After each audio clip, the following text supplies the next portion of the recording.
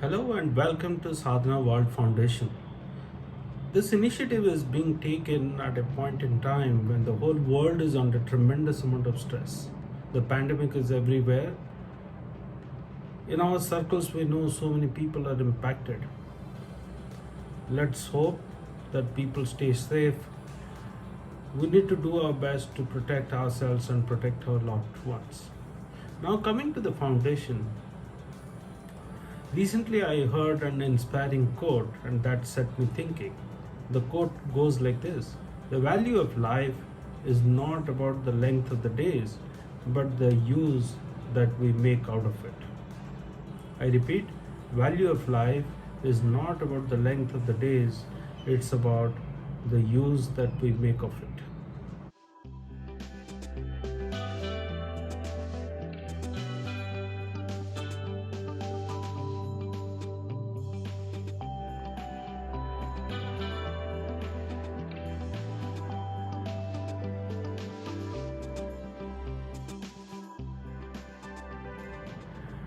So, over the last many years, close to 30 years in fact, of my experience of working in different capacities in different organizations, I have observed that people take actions, people make decisions based on what they think that is right. It is a value system, it is something which is deep down inside them, something which tells them what is right and what is not, something which consciously guides them, sometimes unconsciously guides them to make that decision or to take that action. So that's possibly the moral standard or the ethical standards or the values, whatever you may call it. I wonder that where and how this moral standard gets developed within us. I realized that this gets developed when we were very young, possibly young in our schools, primary school and upper primary school, middle school, when we were 6 years, 8 years, 10-year-old possibly. We had role models, we looked up to them, we lived in large families, we looked up to our teachers, we respected them, they were inspiring. We had role models at our home, sometimes our father, mother, grandfather, grandmother, uncles, aunts, or relatives. We looked up to them for any advice. We discussed our mental conflicts with them. We figured out what's right and what's not. Let's take an example. I'm sure all of us face conflicts, moral conflicts in our lives almost every day. We decide what's right and what's not. A normal person, let's say, working in an office, has got a tight deadline to meet. He has to make something which will go to the customer by this time, and it's quite a tall order. Task is of quite a tall order. The time is limited. The person is very focused and trying to meet that deadline. At the same time, let's say someone from home calls and says that, hey, you need to come back home little early today because we have this commitment to meet. We have, say, a guest coming over and you need to be here at home. So that's a conflict between your work in the office and there is a demand from home. Let's say the old friend, a dear friend who's coming home. So which one you prioritize? Some of us would go to the boss and say that, hey, I need someone else to step in and do this because there is a need for me to go home and take care of it.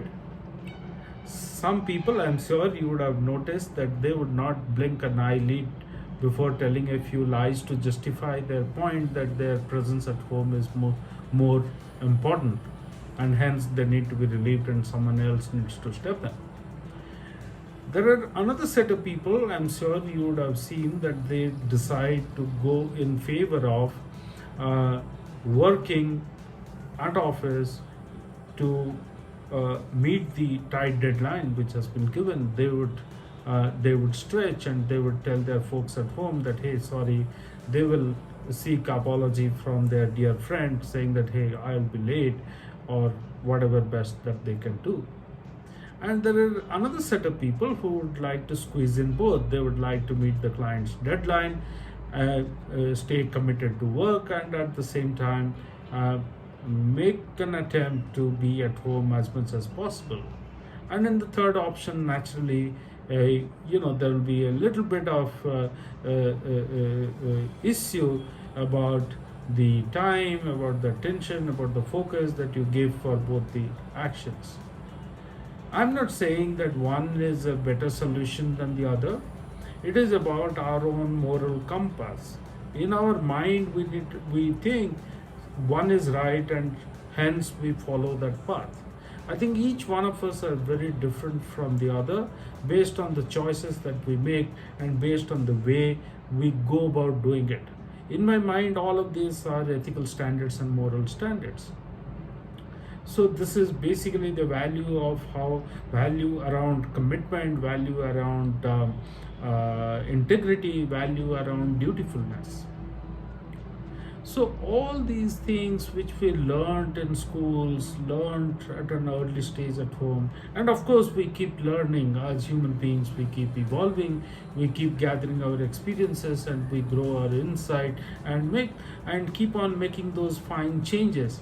However, the core of it, the most part of one's moral standard and ethical standards get formed quite at an early stage in the formative stage of one's life. So I wonder, in the current times, are our young children who are 8 years, 10 years, 12 years, how are they learning, how are they forming their own moral standards and ethical standards? I'm not saying that the standards have got eroded, because it's a debatable topic. However, the fact is the times have changed. So what are the changes? Families have become nuclear.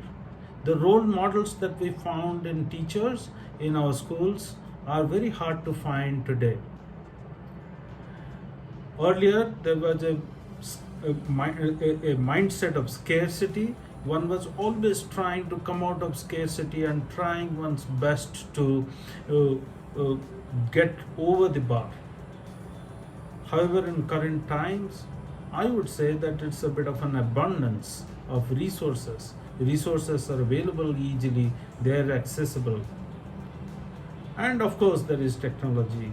The people are using technology for many things good in our lives. Lives have become better. So the context is different, as will always be. As time passes, the context will keep on changing and evolving. In this new context, in 2020, 2030, 2040, we need to really see that whether the age-old values that we learned earlier, say the value like hard work, the value like honesty, positive attitude, generosity, and so on and so forth, are they still relevant? Do they hold good?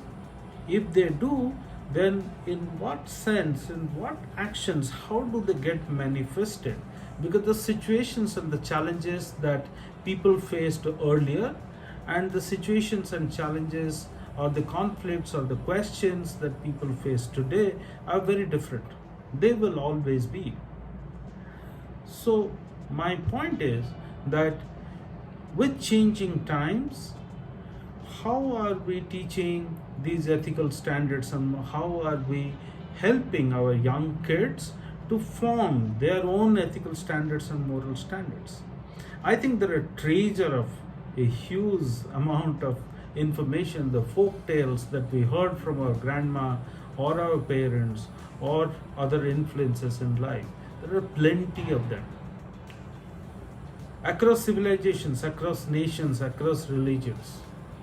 It doesn't matter that one has to be from only India and Indian civilization. No, it's across civilizations. There is plenty of them. At Sadhana Foundation, we would like to bring them together and create debates, discussions to sort of understand how those values are relevant today or they are not relevant today, in what context they will play, in what context they will not. and help you reach the young kids, the millions of them in our country and anywhere around the world, to help them understand, help them form their own standards about morality. If you look around the situations around us, the kind of scams, the kind of issues that we hear in our society, the kind of arrogance that we see, the negatives that we see can become positive, can become neutralized to a large extent as we keep raising the ethical standards and moral standards. Our civilization is evolving. I would like human